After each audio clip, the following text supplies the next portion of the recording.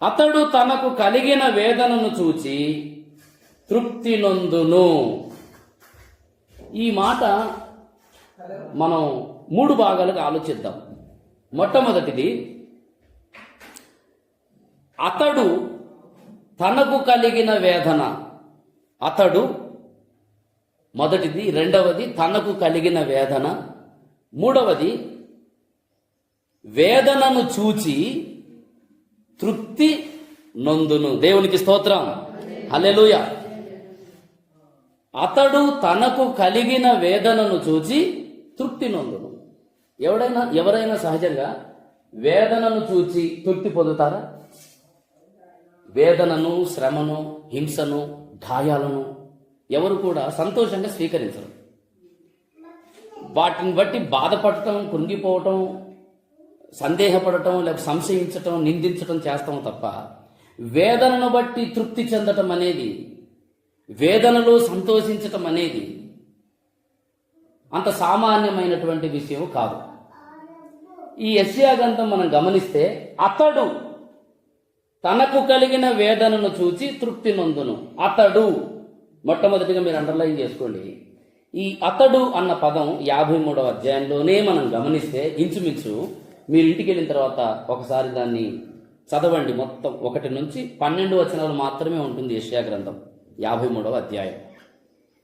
ఇది క్రొత్త నిబంధన సంబంధమైనటువంటి సంపూర్ణమైనటువంటి విమోచన కార్యాన్ని నెరవేర్చిన అధ్యాయం యెషయా 53వ అధ్యాయం. యెషయా 53వ అధ్యాయం అనేది, నేను ఒక మాటలో చెప్పాలంటే, విశ్వయజ్ఞం జరిగినటువంటి అధ్యాయం. దేవునికి స్తోత్రం. విశ్వయజ్ఞం, దేవుడు సమస్తమైనటువంటి విశ్వ సామ్రాజ్యాలన్నీ కలిసి భూమి మీద ఉన్నటువంటి మానవ కుటుంబానికి విమోచనము, క్షమాపణ, విడుదల ఇవ్వటానికి దేవుడే స్వయంగా జరిగించిన యజ్ఞం 53వ అధ్యాయంలో మనం చూస్తాం. దేవుడే స్వయంగా జరిగించిన యజ్ఞం. మనుషులు చేసే యాగాలు, యజ్ఞాలు, అర్పణలు మనం వింటూ ఉంటాం, చూస్తూ ఉన్నాం, చదివినాం కూడా చాలాసార్లు. కానీ యెషయా 53వ అధ్యాయంలో మాత్రం దేవుడే స్వయంగా చేసినటువంటి, ఒక ప్రాంతానికో, ఒక కుటుంబానికో, ఒక దేశానికి సంబంధించిన యజ్ఞం కాదు, సర్వ మానవాళికి అవసరమైన, ప్రాముఖ్యమైన ఒకే ఒక యజ్ఞం. అదే యెషయా 53వ అధ్యాయంలో చెప్పబడింది. దేవునికి స్తోత్రం, హల్లెలూయా.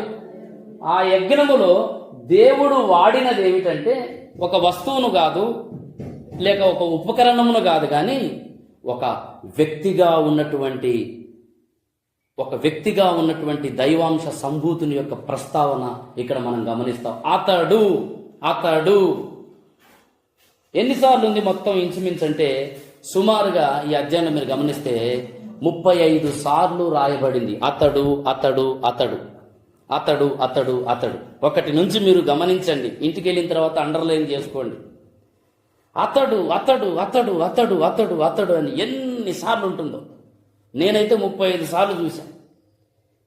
35 సార్లు అతడు అతడు అతడు అతడు అని ప్రత్యేకంగా ఒక వ్యక్తి మీదికి దేవుడు దృష్టిని మళ్లిస్తున్నాడు. లేఖనం దృష్టి మళ్లిస్తుంది. ఎవరతడు? అతడే అన్నిటికీ మూలం, అతడే అన్నిటికీ ఆధారం, అతడే యజ్ఞమైన వాడు, అతడే మానవాళికి అవసరమైనటువంటి విమోచనమును కలిగించిన వాడు, అతడే అంధకార సామ్రాజ్యం అంతటిని జయించి భూమి మీద ఉన్న మానవులకు నెమ్మది, శాంతిని ప్రసాదించేవాడు. అతడే మానవులకు అవసరమైన వాడు. అతనిని గూర్చి ప్రపంచ ప్రజలందరూ, సర్వ మానవాళి గ్రహించవలసినటువంటి అవసరత ఉన్నది. ఎవరతడు? ఇక్కడ అతడు అన్న పదం మనం ఆలోచిస్తే, ఇంచుమించు అతడు ఎవరో 4 మాటల్లో చెప్పబడింది. మీరు గమనించండి. యెషయా గ్రంథం 53వ అధ్యాయము 1వ వచనం చూడండి. మేము తెలియజేసిన సమాచారము ఎవడు నమ్మెను? యెహోవా బాహువు ఎవనికి బయలుపడెను. ఎవరతడు అంటే, అతన్ని గూర్చి 4 రకాల పేర్లు చెప్పబడుతున్నాయి. మొట్టమొదటి పేరేమిటంటే యెహోవా బాహువు. దేవునికి స్తోత్రం, హల్లెలూయా. యెహోవా బాహువు అనే పేరు ఈ అతడు అనే ఆయనకు పెట్టబడుతుంది. ఎవరతడు అంటే యెహోవా బాహువు. దేవుని యొక్క శక్తి అంతటిని భూమి మీద ఉన్నటువంటి ప్రజలకు, విశ్వములో వ్యాపించి ఉన్నటువంటి అంధకార సంబంధమైనటువంటి శక్తులకు దేవుని యొక్క బాహువుగా బయలుపరచబడిన వాడతడు. దేవునికి స్తోత్రం. దేవుని యొక్క బాహువు. దేవుడు తన బాహువు ద్వారానే సమస్త కార్యములను చేశాడు. భూమి ఆకాశములను దేవుడు దేనితో కలుగజేశాడు? నోటి మాటతో కలుగజేశాడని మనం అంటాం. నోటి మాటతోనే కలుగజేశాడు. కానీ ఆ నోటి మాటకు దేవుడు పెట్టిన పేరేమిటంటే బాహువు. అందుకే కీర్తనలు 8:3 మీరు చూస్తే చూడండి. కీర్తనలు 8:3 చదవండి.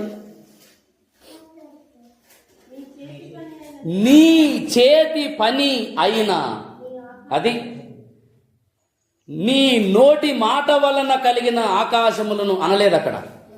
నీ చేతి, దేవుని చేతి పని అంట ఆకాశములు, భూమి కలుగజేయబడటం, చంద్ర నక్షత్రములు కలుగజేయబడటం. యెహోవా బాహువు సమస్త లోకములను కలుగజేసిన వాడు అతడు. దేవునికి స్తోత్రం. అంధకార శక్తులన్నిటినీ చితకద్రొక్కిన వాడు. ఒక్క మాటలో చెప్పాలంటే ఉరికించి ఉరికించి ఉరికించి పొడిచిన వాడు అన్నమాట. దేవునికి స్తోత్రం.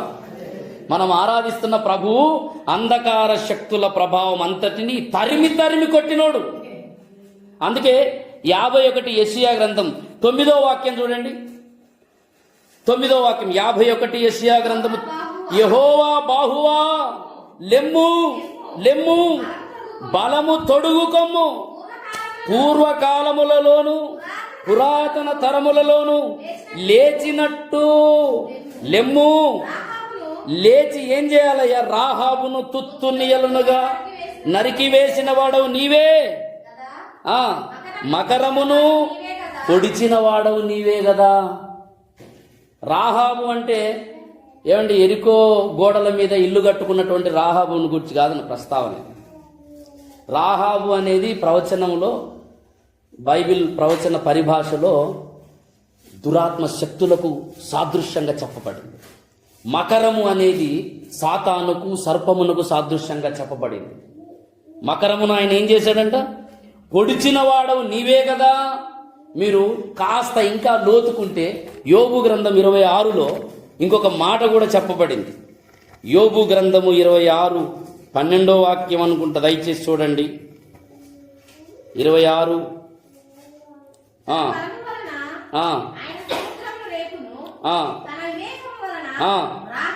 రాహాబును పగలగొట్టును,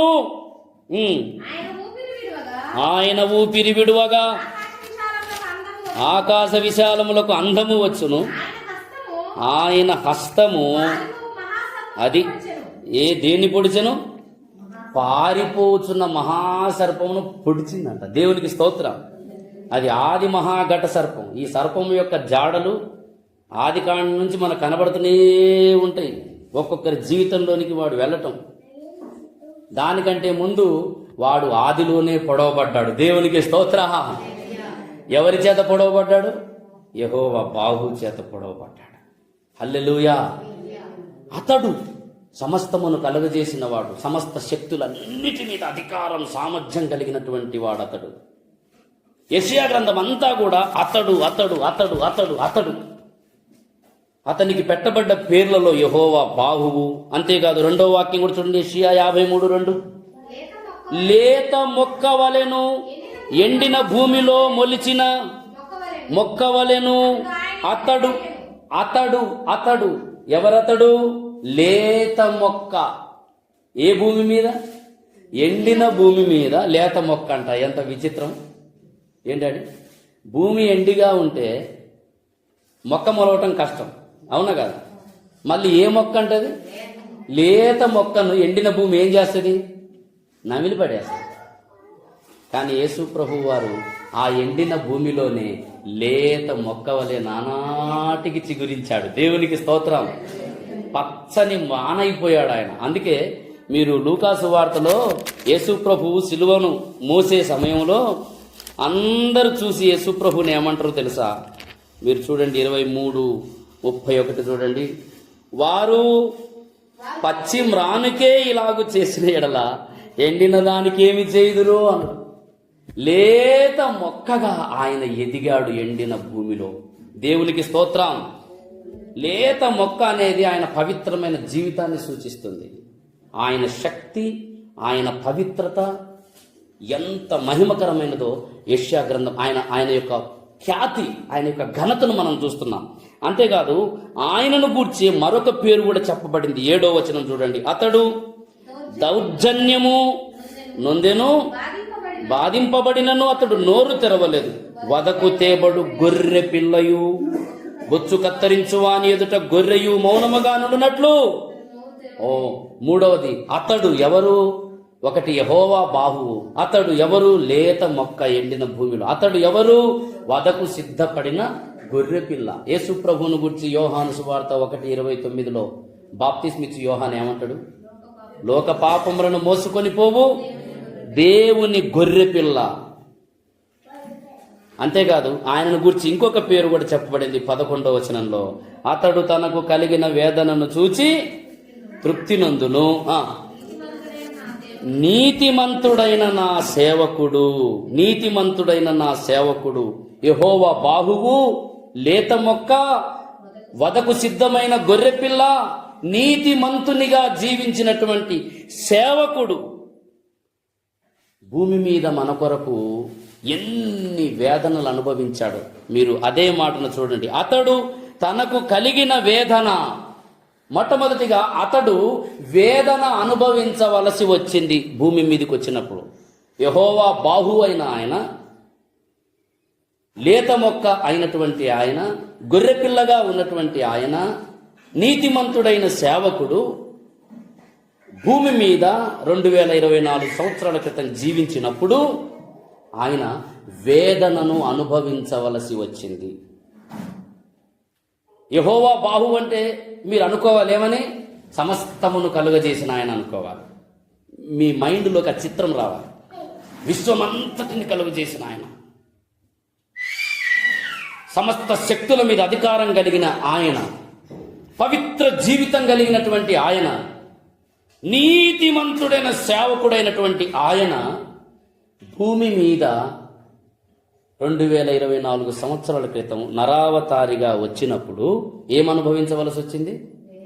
వేదన అనుభవించవలసి వచ్చింది. వేదన అనే మాటనే చాలా బాధాకరమైనటువంటి మాట. వేదన అనే మాట చాలా బాధాకరమైనటువంటి మాట. వేదన మనుషులు అనుభవించవలసిన వేదన అతడు అనుభవించవలసి వచ్చింది. వేదన అనేది ఆశీర్వాదం కాదండి, అది ఒక శాపం. ఆదికాండం 3వ అధ్యాయము 16-17 వచనాలలో వద్దన్న పండు తినటం వలన దేవుడు హవ్వకు అనుగ్రహించినటువంటి ఆ గొప్ప శుభవచనం ఏమిటంటే వేదన. నీవు గర్భం ధరించెదవు, వేదనతో పిల్లలను కందువు. వేదన, ప్రసవ వేదన, మామూలు వేదన కాదు. ప్రసవించేటప్పుడు ఏ తల్లైనా ఏమండి ఏమనుకుంటే చెప్పండి, ఇక నేను నా జీవితంలో మళ్ళొకసారి నేను గర్భం ధరించను అనుకుంటే అంత వేదన. ఈ రోజుల్లో సులువుగా సర్జరీ వచ్చేసింది, కానీ ఒకప్పుడు అలాంటివి ఏం లేవు. ప్రసవ వేదన అనుభవించవలసింది, ఘోరమైన వేదన. మనుషులు పొందవలసిన సమస్త విధములైన వేదన యేసు క్రీస్తు ఈ లోకమునకు వచ్చినప్పుడు అనుభవించవలసి వచ్చింది. దేవునికి స్తోత్రం, హల్లెలూయా. వీళ్ళారా, యేసు ప్రభువు వారు అనుభవించిన వేదన మామూలు వేదన కాదు, సామాన్యమైన వేదన కాదు. మీరు ఇదే యెషయా గ్రంథం చూడండి, చాలా స్పష్టంగా యేసు ప్రభు అనుభవించినటువంటి వేదనను గూర్చి చెప్పబడుతూ ఉంది. 2వ వచనం చూడండి. లేత మొక్క వలె, ఎండిన భూమిలో మొలిచిన మొక్క వలె అతడు ఆయన ఎదుట పెరిగెను. తర్వాత పెరిగాడు. ఎలా పెరిగాడు? లేత మొక్కలాగా పెరిగాడు. కానీ ఆయన అనుభవించిన వేదన ఏమిటో తెలుసా? అదే వచనం చూడండి. అతనికి సురూపమైనను సొగసైనను లేదు. అతనికి సురూపమైనను సొగసైనను లేదు. ఏంది? లేత మొక్కగా పెరిగినటువంటి ఆయన జీవితంలో ఏమి లేదంట? సురూపమైన సొగసైన లేదు. లేత మొక్కగా యేసు ప్రభువు వారు తండ్రి ఎదుట పెరిగినప్పుడు ఆయన యొక్క మహిమ, ఆయన తేజస్సు ఎంత గొప్పదో తెలుసా? ఆయన గురించి బైబిల్లో రాయబడిన సందర్భాలు చాలా ఉన్నాయి. మీకు బాగా గుర్తున్న ఒక వచనం చెప్పండి, ఆయన యొక్క తేజస్సు, ఆయన యొక్క మహిమను వివరించే వచనం ఏదైనా. షూలమ్మితి ఏమంటది? వేరు ప్రియుని కంటే నీ ప్రియుని విశేషం ఏమన్నప్పుడు ఆమె ఏమంటది? నా ప్రియుడు ధవలవర్ణుడు, రత్నవర్ణుడు. ఇంకా ఇంకా మామూలు మాటలు ఆడదాం. ఆమె దగ్గర మనలాగా 2-3 మాటలు లేవు. ఆమె దగ్గర ఎన్ని మాటలు ఉన్నాయి చూడండి. 5వ అధ్యాయము 10వ వాక్యం. స్త్రీలలో అధిక సుందరివగుదానా, వేరు ప్రియుని కన్నా నీ ప్రియుని విశేషమేమి? నా ప్రియుడు ధవలవర్ణుడు, రత్నవర్ణుడు, 10,000 మంది పురుషులలో అతన్ని గుర్తింపవచ్చును. అతని శిరస్సు, అతని తల వెంట్రుకలు, అతని నేత్రములు, అతని చెక్కిళ్ళు, అతని పెదవులు, అతని కరములు, అతని కాళ్ళు, అతని నోరు. ఎంత వర్ణిస్తుంది చూడండి. ఒక్కటి కూడా వదిలిపెట్టిందా? తల మొదలుకొని అరికాలు వరకు తన ప్రియుని గురించి వర్ణించింది అద్భుతముగా. అంత సుందరుడు. ఆయన సుందరాన్ని గురించి మనం వర్ణించలేము. ఎంతో సుందరుడమ్మ తాను, నేనెంతో మురిసిపోయినాను. ఎంతో సుందరుడమ్మ తాను. ధవలవర్ణుడు రత్నవర్ణుండు నా ప్రియుడు, ధవలవర్ణుడు రత్నవర్ణుండు నా ప్రియుడు. అవని 10,000 అతి శ్రేష్ఠుడాతండు. అవని 10,000. Thank you lord Jesus. ఎవరు ఆయన కిలలో సమరూప పురుషుండు.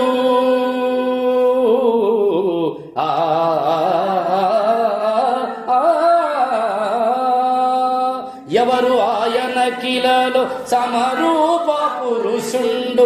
అవలీలగానతని గుర్తింపగలనమ్మ, అవలీలగానతని గుర్తింపగలనమ్మ. ఎంతో నా ప్రియుడెంతో సుందరుడమ్మ తాను. చెప్పగలగమా ప్రియులారా? షూలమ్మితిని అడిగితే చాటబారు చెప్పింది. తల మొదలుకొని అరికాలు వరకు చెప్పింది మొత్తం. పెరిగాడాయన. అంత అద్భుతమైన చరిత్ర యేసుక్రీస్తు యొక్క సుచరిత్ర. దేవునికి స్తోత్రం. కానీ ఆయన భూమి మీద వేదన అనుభవించవలసి వచ్చింది. ఆ వేదనలో ఆయన రూపం ఏమైపోయిందో తెలుసా? ఏమైపోయింది? చూడనుల్లని వాడయ్యాడంట. అక్కడే ఉంది. యెషయా గ్రంథం 53 చదవండి దయచేసి. యెషయా గ్రంథం 53 ఏముంది చూడండి. అతనికి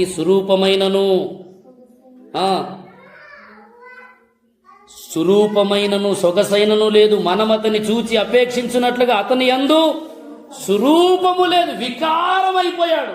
ఎంత వికారం అంటే 52వ అధ్యాయం యెషయా గ్రంథం 14వ వాక్యం చూడండి. నిన్ను చూచి ఏ మనిషి రూపము కంటే అతని ముఖమును, నరరూపము కంటే అతని రూపమును చాలా వికారమని. చాలా వికారం అయిపోయింది. ఎంత వికారం అయిపోయిందంటే అతడు తృణీకరించబడే అంత వికారం అయిపోయాడు. తృణీకరించబడే అంత వికారం అయిపోయాడు.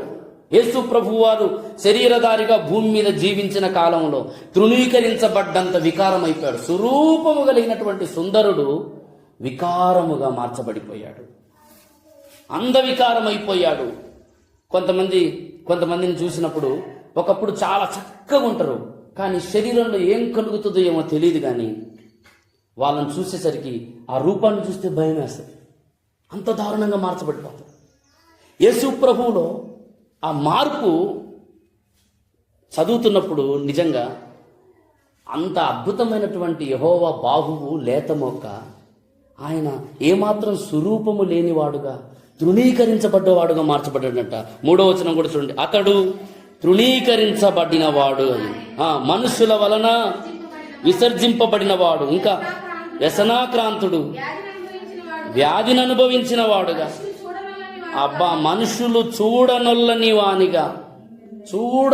వానిగా పిలాతు యేసు ప్రభువును శిక్షించిన తరువాత కొరడాలతో కొట్టించి తల మీద ముళ్ళ కిరీటం పెట్టించి ఆయన ఒంటి మీద ఉన్నటువంటి దేహం మీద ఉన్నటువంటి దుస్తులంతా తీసేసి యేసు ప్రభువును చాలా ఘోరంగా హింసించి ప్రజల ఎదుటికి తీసుకొచ్చిన తర్వాత అక్కడ చూపించే ఆ రూపం చూస్తే అసలు ఇప్పటికి చూసినా ఇంకా బాధ అనిపిస్తుంది.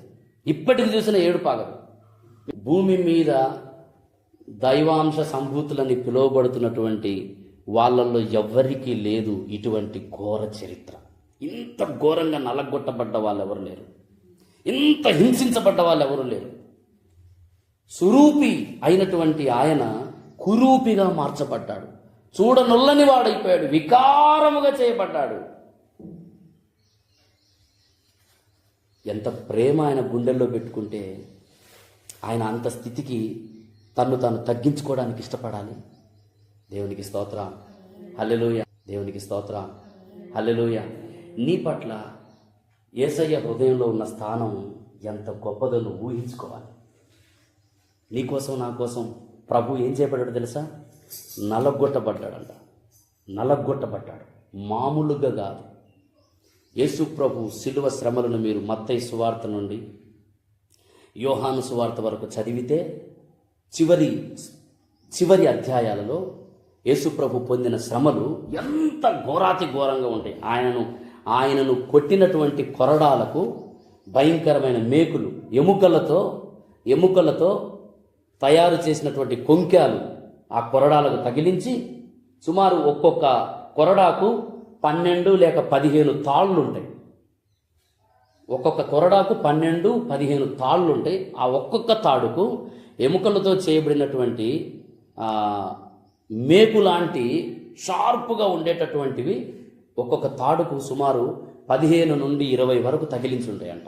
అలాంటి 15 తాళ్ళు శరీరం మీద పడితే ఎలాగైపోయి తెలుసా? భూమిని నాగటితో దున్నితే ఎలాగైతే చారలుగా ఏర్పడుతుందో యేసు ప్రభు యొక్క దేహం కూడా చారలు చేయబడిందంట. భూమి దున్నబడినట్టు యేసు ప్రభు వారి యొక్క శరీరం దున్నబడింది. అసలు ఇంకొక మాటలో చెప్పాలంటే పౌలు అంటాడు హెబ్రీయులకు రాసిన పత్రికలో, చించివేయబడింది అంటాడు. తెర ఏమైపోయింది? శరీరమును తెర పైనుండి కిందికి చించివేయబడింది అంటాడు.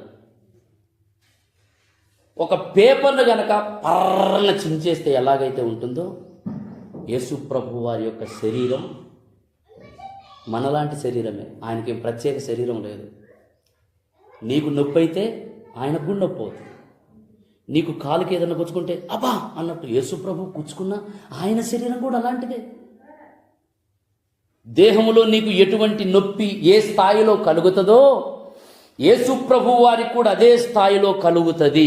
కానీ ఆయన నీ కొరకు నా కొరకు అవన్నీ భరించాడు. దేవునికి స్తోత్రం, హల్లెలూయా. నిన్ను తన మనసులో ఎంత పెట్టుకుంటే అంత భరించాలి. ఆలోచించండి. నేను అందుకే ఎప్పుడు కూడా ఆ శిలువ శ్రమలను మర్చిపోను. ఆ శిలువ శ్రమలను మర్చిపోతే, ఆ శిలువ శ్రమలను గ్రహించకపోతే ఇంకెందుకు? అందుకే మనం పాడుకున్నాం కదా పాట, మరణించితివా ఓ యేసయ్యా, మరణించిన నన్ను లేపావు గదయ్యా, అట్టి మరణాధిపతి అయిన నిన్ను చూడలేనట్టి కనులేలనయ్యా. ఎందుకు?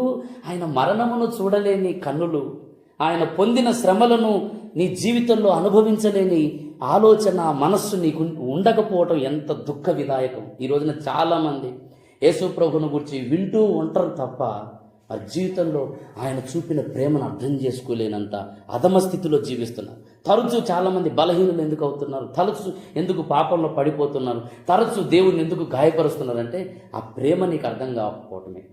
ఆ ప్రేమ నీకు అర్థం కాదు. యేసు ప్రేమ ఒక వ్యక్తి అర్థం చేసుకుంటే గనక ఆ ప్రేమ కొరకు తనకున్నదంతా అర్పించడానికి సిద్ధపడతాడు. దేవునికి స్తోత్రం, హల్లెలూయా. భక్తులు యేసు క్రీస్తు చూపిన ప్రేమను గ్రహించారు కాబట్టి శిష్యులందరూ ఏం చేయబడరు చెప్పండి? హతసాక్షులైపోయారు. తమ సర్వస్వాన్ని పానార్పణముగా పోయబడ్డానికి ఇష్టపడ్డారు. భూమి మీద నీటిని పోసినట్టు యేసును వెంబడించిన శిష్యులు తమ జీవితాలను యేసుకు పానార్పణముగా అర్పించారు. ఈ రోజున చాలామంది యేసు చూపిన ప్రేమను గ్రహించలేని దుస్థితిలో జీవిస్తున్నారు కనుకనే దేవుని కొరకు పనికి వచ్చే పాత్రలుగా వాడబడలేకపోతున్నారు.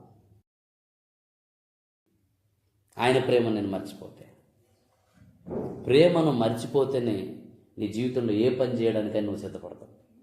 అందుకే దేవుడు అన్నిటికంటే ఎక్కువగా ఏం కోరుకుంటాడు చెప్పండి? ఏం కోరుకుంటాడు?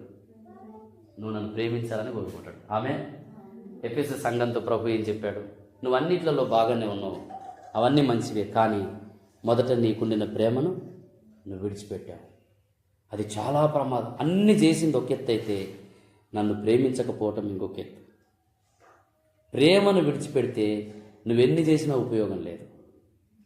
ఈ రోజున సాతాను ఈ చివరి దినాల్లో సంఘం పట్ల ఒక భయంకరమైన పని చేయాలనుకుంటుంది. ఏమిటంటే అది దేవుని పట్ల భక్తులకున్న ప్రేమను చల్లార్చేసేయాలి. అందుకే వాక్యం చెప్తుంది, అంచె దినములలో అనేకుల ప్రేమలు చల్లారిపోతాయంట. అంచె దినములలో అనేకుల ప్రేమలు చల్లారిపోతాయి. అంచె దినములలో పైకి భక్తి గల వారి వలె ఉండి దేవుని శక్తిని ఆశ్రయించినటువంటి వ్యక్తులు వస్తారు. దేవుని కంటే సుఖానుభవమును ఎక్కువగా ప్రేమించే వాళ్ళు లేస్తారంట అంచె దినముల్లో. ప్రియ సోదరులారా, మన వ్యక్తిగత జీవితంలో మనం ఎప్పుడు సిలువను సింహాసనమును మనం దృష్టిలో పెట్టుకోగలిగితే, సిలువను మన ఒక కన్నుగా చేసుకుంటే ఈ లోకంలో జయ జీవితం జీవించడానికి, సింహాసనమును దృష్టిలో పెట్టుకుంటే ఏ పాపంలో నువ్వు పడకుండా పరిశుద్ధంగా జీవించడానికి ఈ రెండు నీకు సహాయపడతాయి. దేవునికి స్తోత్రం, హల్లెలూయా. యేసు ప్రభువారు ఘోరాతి ఘోరంగా నలగొట్టబడ్డాడు. అతడు నలగొట్టబడెను. రాయి మీద మరొక రాయితో దేన్నైనా దంచితే ఎలాగైతే నలగొట్టబడుతుందో యేసు ప్రభువ అతడు, ఎవరతడు? యెహోవా బాబు, లేత మొక్క, గొర్రెపిల్ల, నీతిమంతుడైన సేవకుడు భూమి మీద మానవాళి కొరకు ఏం చేయబడ్డాడు?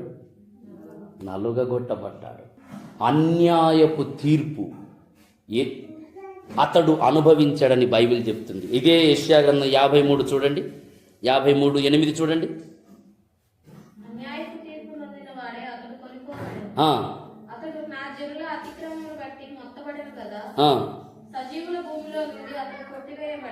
అబ్బా,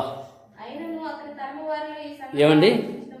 అన్యాయపు తీర్పు నొందినవాడు అతడు కొనిపోబడెను, అతడు కొట్టివేయబడెను, అతడు మొత్తబడెను, అతడు బాధించబడెను, అతడు నలగగొట్టబడెను, అతడు తృణీకరించబడెను, అతడు చూడనొల్లని వాడాయను.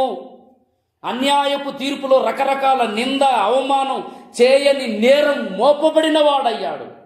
అయినా కూడా యేసుప్రభు వారు అన్యాయంగా మన మీద ఏమైనా ఎవడైనా తీర్పు తీరిస్తే మనం ఊరుకుంటామా? అన్యాయంగా. కానీ యేసుప్రభు వారు అన్యాయమైన తీర్పు తీర్చబడ్డాడంట. అన్యాయమైన తీర్పు తీర్చబడినప్పుడు ఆయన ఎలా ఉన్నాడు? ఇదే గ్రంథంలో ఏమన్నా చూడండి, ఏమనుంది? 7వ వచనం చూడండి. అతడు దౌర్జన్యము నొందెను, బాధింపబడెను. అబ్బా, నోరు తెరవలేదు. ఒకవేళ యేసుప్రభు వారు దౌర్జన్యము చేయబడేటప్పుడు, అన్యాయపు తీర్పు తీర్చబడేటప్పుడు, బాధించబడేటప్పుడు ఒకవేళ ఆయన నోరు తెరిచింటే, నోరు తెరవలేదు. ఎందుకు? ఆయన ఎందుకు నోరు తెరవలేదు తెలుసా? మనందరిని చూసిండు కాబట్టి నోరు తెరవలే. దేవునికి స్తోత్ర. ఆయన ఎందుకు నోరు తెరవలేదంటే నిన్ను నన్ను చూశాడు కాబట్టి. నిన్ను నన్ను చూశాడు కాబట్టి ఆయన మౌనం వహించాడు. ఆయన నోరు తెరవడానికి ఆస్కారం ఉంది. నోరు తెరవడానికి ఆస్కారం ఉంది. ఆయన ఒకవేళ నోరు తెరిచి ప్రార్థన చేస్తే తండ్రి అయిన దేవుడు సైన్యాన్నే పంపిస్తాడు. అదే యేసు ప్రభు అంటాడు మత్తయి సువార్త. దయచేసి చూడండి, మత్తయి సువార్తలో యేసు ప్రభు తెలియజేసినటువంటి మాట 53వ వాక్యం చూడండి. మత్తయి సువార్త 26:53. ఈ సమయమున నేను నా తండ్రిని వేడుకొనవలననియు వేడుకొనిన ఎడల ఆయన 12 సేన వ్యూహముల కంటే, అబ్బో 12 సేన వ్యూహములంటే ఎంత? 6,000 దూత సైన్యములు. కేవలం ప్రార్థన చేస్తే చాలు 6,000 మంది వచ్చేస్తారు. బాధించబడుతున్నటువంటి ఆయన కోర్టులో అధికారుల ముందు చేతులు కట్టుకొని నిలబడిన ఆయన, అన్యాయపు తీర్పులు తీర్చబడుచున్నా నోరు తెరవక మౌనంగా ఉన్నటువంటి ఆయన సామాన్యమైన వాడు కాదతడు. యెహోవా బాహు ఆయన. పారిపోతున్న సర్పమును పొడిచినోడు ఆయన. తన చేతి పనితో మహాకాశములను కలగజేసిన ఆయన పవిత్రుడు ఆయన. కానీ ఆయన నీ కొరకు నా కొరకు విశ్వయజ్ఞం చేయవలసి వచ్చింది. ప్రపంచ మానవాళి కొరకు యజ్ఞం చేయవలసి వచ్చింది. యజ్ఞము కావలసి వచ్చింది. కాబట్టి నోరు తెరవాలి. ఒకవేళ తెరిస్తే 6,000 మంది కంటే ఎక్కువ సైన్యం దిగుతుంది. ఒక్కొక్కని యేసు ఏం చేయాల్సిన అవసరం లేదు. ఆయన సైనికులు వాళ్ళంతా. దేవునికి స్తోత్రం, హల్లెలూయా. ఆయన సైనికులు ఇంత ఉండగా ఏమండి ఆయన నోరు తెర. మనం చూడండి, మనకి ఏమి లేకపోయినా ఎంత ఎగిరి పడుతుంటుంది చెప్పండి. ఎంత ఎగిరి పడుతుంది. ఏముండదు మనకు బ్యాక్గ్రౌండ్ పెద్దగా. కానీ చిన్న మాట అంటే సహించలేము. చిన్న మాట అంటే ఒప్పుకుంటామా? సహించలేము. ఎగిరి పడుతూ ఉంటాం. యేసయ్య స్వభావం మనకు రావాలా? తప్పు లేకపోయినా తప్పు మోపబడింది ప్రభు మీద. ఎప్పుడు మౌనంగా ఉండాలో, ఎప్పుడు నోరు తెరవాలో నువ్వు నేర్చుకోవాలి.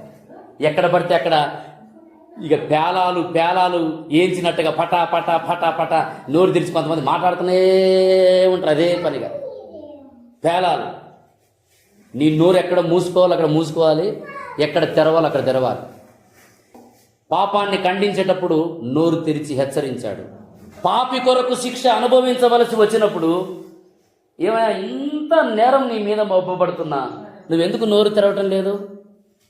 ఎందుకంటే నా సృష్టి యొక్క పాపం నా మీద మోపబడుతుంది. యేసు ప్రభు యొక్క హృదయం అది. ఆయన ఎందుకు మౌనం వహించాడంటే నీ కొరకు నా కొరకు నోరు తెరవలేదంట. నోరు తెరవలేదు. ఎంత గొప్ప మాట అండి, ఎంత గొప్ప మాట. ఏంటి అసలు ఆ యేసయ్య ప్రేమ, ఎంత గొప్ప ప్రేమ. ఎందుకు నోరు తెరవలేదంటే ఒక మాట మీరు గమనించాలి. ఇక్కడ ఇదే యెషయా గ్రంథం 53లో ఉంటుంది. యెషయా గ్రంథం 53లో ఉంటుంది. 10వ వచనం చూడండి.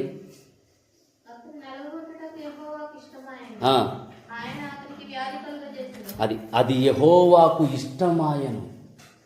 ఎందుకు ఆయన నోరు తెరవలేదంటే నలగగొట్టడానికి నా తండ్రికి ఇష్టం. నలగగొట్టడం నా తండ్రి యొక్క ఇష్టం. అది నేను నలగగొట్టబడుట ద్వారానే నలిగిపోతున్న సర్వ మానవాళికి నెమ్మది క్షేమం కలుగుతుంది. అందరి కొరకు ఒకరు బలి అయిపోవట ప్రయోజనం అంటాడు కయపే ఒకానొక సందర్భంలో. అందరి కొరకు బలి అర్పించబడవలసినటువంటి అవసరత, నియమం ఉన్నది కనుక ఆయన మనందరి పాపమును భరించి నోరు తెరవలేదు, సైలెంట్. అది తండ్రికి ఇష్టమంట. దాని వలననే ఇంకొక మాట కూడా చెప్పబడుతుంది, యెహోవాకు ఇష్టమాయను. అంతేకాదు అదే వచనం 10వ వచనం చివరిలోనే కూడా అతడు దీర్ఘాయుష్మంతుడకును యెహోవా ఉద్దేశములు. అది ఎందుకు ఆయన నోరు తెరవలేదంటే అది యెహోవాకు ఇష్టమయ్యింది. కుమారుడా, నువ్వు నోరు తెరవద్దు, నువ్వు మౌనంగా ఉండ, నువ్వు నోరు తెరవడానికి ఉంది కానీ నువ్వు నోరు తెరవద్దు.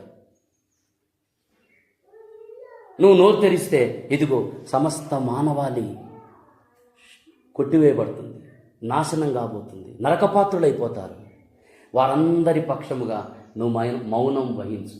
తప్పు నాదే అన్నట్లుగా నువ్వు మౌనం అర్ధంగీకారం అంటారు కదా, అంటే ఏం చేయకపోయినా నాదే ఈ తప్పు అన్నంతగా ప్రభు మౌనం వహించాడు. అది యెహోవాకు ఇష్టమాయను. దాని వలన యెహోవా ఉద్దేశములు సఫలమవుతాయి. వీళ్ళరా, మన జీవితంలో కూడా దేవుని యొక్క ఉద్దేశాలు, దేవుడు అనుమతించిన శ్రమలలో, ఇబ్బందులలో, నలగగొట్టే పరిస్థితులలో ఒకవేళ దేవుని ఉద్దేశం నెరవేర్చబడుతుంది అంటే ఆ సమయాల్లో నువ్వు కూడా ఏం చేయాలి తెలుసా? మౌనం వహించడం మంచిది. దేవునికి స్తోత్రం. యేసు ప్రభువు వారి యొక్క ప్రాణత్యాగం ఎంత త్యాగం అంటే ఆయన ప్రాణమును ధారపోసిండంట రాయబడింది. ఇదే యెషయా గ్రంథం 53:12 వాక్యం చూడండి. 53:12 ఏలయనగా మరణము నొందునట్లు. ఓ నాయన, ఆ పదం చదివితేనే చాలా భయంకరంగా ఉంది. మరణము నొందునట్లు కోరి తన ప్రాణాన్ని ఏం చేశాడు? ధారపోశాడు. ఎంత ప్రేమ! యేసు ప్రేమను గ్రహించగలిగితే నేను చెప్తున్నా, యేసును విడిచిపెట్టి ఒక్క క్షణం కూడా ఉండలేవు. ఒక్క క్షణమైన నిన్ను వీడినా నేనేమవుదునో తెలియదయ్యా. ఆ ప్రేమను ఒక్క క్షణం విడిచిపోతే గాలి ఒక 5 నిమిషాలు పీల్చుకోకపోతే మనం ఎట్ట బ్రతకమో, యేసయ్య ప్రేమను విడిచిపెట్టి నువ్వు బతకాలనుకోవటం అనేది భూమిని విడిచి సాగు చేయడంతో సమానం. అర్థమైందని నేను చెప్పిన మాట? యేసయ్య ప్రేమను విడిచి బ్రతకాలనుకోవటం అనేది భూమిని విడిచి సాగు చేయటంతో సమానం. అది సాధ్యపడని విషయం. ఆ ప్రేమ యొక్క లోతు, ఆ ప్రేమ యొక్క ఎత్తు, ఆ ప్రేమ యొక్క వెడల్పు నీ శక్తికి మించింది. అందుకే పౌలు అంటాడు, జ్ఞానమునకు మించిన క్రీస్తు ప్రేమను మీరు తెలుసుకున్నట్లు మీ కొరకు నేను ప్రార్థించుతున్నానంటాడు. ఎఫెసీ పత్రిక 3, 16, 17, 18 వచనాలలో. ఆ ప్రేమను మీరు గ్రహించాలి. అది జ్ఞానమునకు మించిన ప్రేమ. మనుషులలో ఎవ్వరు చూపని ప్రేమ, తల్లిదండ్రులు చూపలేని ప్రేమ, బంధుమిత్రులు చూపలేని ప్రేమ, తోబుట్టువులు చూపలేని ప్రేమ, ఆప్తులు చూపలేని ప్రేమ, అయిన వారు చూపలేని ప్రేమ, యేసు క్రీస్తు సిలువలో నీ కొరకు నా కొరకు చూపిన ప్రేమ. ఎఫెసీ పత్రిక అంతా కూడా యేసు ప్రేమ పత్రిక. ఆయన ప్రేమ యొక్క లోతు 1-2 అధ్యాయాలు మీరు చదవండి. పాపముల చేతను అపరాధముల చేతను చచ్చిన మానవ జాతిని లేపి సింహాసనం మీద కూర్చుండబెట్టడం ఏం ప్రేమండి అది! వాగ్దాన నిబంధనలకు దూరముగా ఉన్నటువంటి పరవాసులైనటువంటి వారిని దేవుడు ఏకం చేసి నిబంధన ప్రజగా చేయటం అనేది ఎంత గొప్ప ప్రేమ అండి! అన్యజనులైనటువంటి వారిని తన కుమారులుగా కుమార్తెలుగా చేసుకోవటం అనేది ఎంత గొప్ప ప్రేమ అండి! మధ్య గోడలను తొలగించి తండ్రితో సమాధానపరచడం అనేది ఎంత గొప్ప ప్రేమ! యేసు ప్రభు వారు సిలువలో చేసింది అదే. సిలువలో యేసు ప్రభు వారు 7 మాటలు పలికాడు. మొట్టమొదటి మాట ఏమి చెప్పండి? తండ్రి, వీరేమి చేయిస్తున్నారో వీరెరుగరు. ఏం చేశారు వాళ్ళు? లూకా సువార్త 23, 22 అధ్యాయాలు మీరు చదవండి. ఇప్పుడు వద్దు, చదవండి. ఎంత అవమానపరిచారు! అవమానకరమైన స్థలములకు తీసుకెళ్లారు. మాటలతో ఆయనను చిత్రహింసలు చేశారు, గాయపరిచారు. అంతేకాదు నేరస్తుల మధ్యలో ఆయనను పెట్టారంట. లేఖనము నెరవేరున్నట్టు అతిక్రమములు చేయువారిలో ఆయన ఒకటిగా ఎంచబడెను అనే లేఖనం ఈ యెషయా గ్రంథం 53లోనే ఉంది.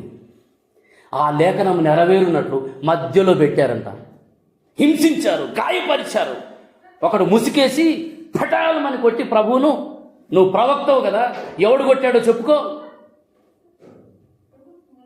ఆయన ఎవరో తెలుసా? యెహోవా బాహు. మామూలు బాహువా? పారిపోతున్న ఆది మహా ఘట సర్పమును పొడిచినోడు ఆయన. తన చేతితో మహాకాశం కలుగు చేసిన ఆయన మీద ముసుకేసి కొట్టి, ఎవరు కొట్టారో చెప్పుకో, ఆయన ఇట్లా చూస్తేనే భస్మం అయిపోతాడు. అంత శక్తిమంతుడు, అంత గాయపరిచిన వారిని సైతం ఏమన్నాడండి? తండ్రి, వీరేమి చేస్తున్నారో వీరెరుగరు, వీరిని క్షమించు. సిలువలో ప్రభు పలికిన అద్భుతమైనటువంటి మాటలు, ఆయన చూపిన ప్రేమ, ఎంత గొప్ప ప్రేమ! పాపిని సహితం క్షమించిన ప్రేమ, నేరస్తుని సహితం ఒప్పుకున్నప్పుడు నేడు నీవు నాతో పాటు పరదేశంలో ఉండు అని పలికిన ప్రేమ, బాధ్యతలను విస్మరించని ప్రేమ, యేసు సిలువలో చూపిన ప్రేమ. మనిషి మరణ పర్యంతరము అనుభవించవలసినటువంటి రెండవ మరణమైనటువంటి ఆ శిక్షను కూడా యేసు ప్రభు సిలువలో అనుభవించాడు. తండ్రి అప్పగించిన ప్రతి పనిని సమస్తము నెరవేర్చి ముగించాడు, కేవలం మానవాళి కోసం. తండ్రి చేతిని మనిషికి అందించటం కోసం సిలువలో యేసు ప్రభు వారి చెయ్యి తండ్రి విడిచిపెట్టవలసి వచ్చింది. 4వ మాటలో యేసు ప్రభు ఏమంటాడు? నా దేవా, ఏలీ ఏలీ లామా సబక్తా, నా దేవా నా దేవా నా చెయ్యి ఎందుకు విడిచావని బిగ్గరగా కేక వేశాడు. ఆయన కొరడాలతో కొట్టేటప్పుడు కేకలు వేయలేదు, హింసించినప్పుడు కేకలు వేయలేదు, నేరాలు నిందలు ఆయన మీద మోపుతున్నప్పుడు నోరు తెరవలేదు. కానీ ఎప్పుడైతే తండ్రి తన చేతిని విడిచిపెట్టాడో బిగ్గరగా కేక వేశాడంట. తండ్రితో ఉన్న సహవాసం, బంధం, రిలేషన్, దాని యొక్క విలువ ప్రభువుకు తెలుసు. అది విడవబడింది. అంతవరకు పట్టుకున్న యొక్క తండ్రి చేయి ఒక్కసారిగా తండ్రి విడవటంతో కేకలు వేశాడు. ఇక్కడ యేసు ప్రభు ప్రేమ ఎంత గొప్పదో తెలుసా? ఆయన చేయి తండ్రి చేతికి దూరం అయిపోయింది, కానీ నా చేయి తండ్రికి అప్పగించాడు. దేవునికి స్తోత్రం, హల్లెలూయా. మన చేయి తండ్రికి అప్పగించాడు, మనలను తండ్రితో సమాధానపరిచాడు. అదే పౌలు అంటాడు కొరింథీయులకు రాసిన పత్రిక 5:21, రెండవ పత్రిక కొరింథీ పత్రిక 5:21. చదవండి, కొన్ని వాటర్ 5:21 చదవండి.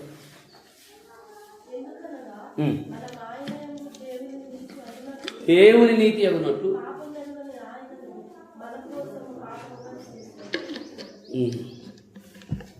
ఇంకొక మాట కూడా, పై మాట కూడా,